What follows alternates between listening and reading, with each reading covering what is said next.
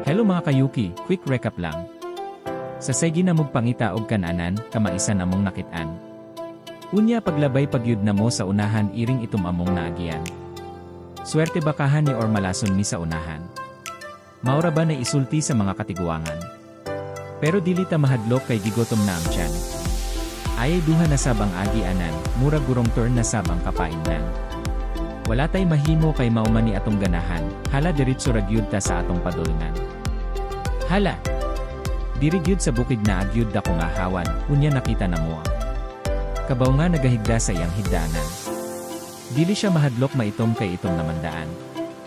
Pag-abot sa unahan nakita na mo ang sapa sa kabukiran dagko kaayog ba tumaw ni pana sa kabukiran pagtuhakaw sa unahan na ay tulay among maagian, tuyaw ni nga tulay kay tulay ni sa kaayohan, nindot ni mo baha kay walay klase sa eskwelahan. Hala unsa man to, mura kob nakuyawan. Na ako'y nakita gahigda sa sagbutan. Mura man tog patay nga kanding, nahikob, naloy ko mura kob nasakitan. Naaman God mi kanding sa una didto sa among bayan. Ato God balikon bibasin pa og matabangan. Sus abit go na heat stroke gidu karaman di ay. Haha ni hagok man di ay ning kandinga, pagbantay mo ani na kanding ka scammer ni sa kabukiran. Mihman. Pagkahinanok, nag-goat dream man ay. Wala ra madugay na abot mi sa manggahan, di rin na mo nakita ang lamin na kananan.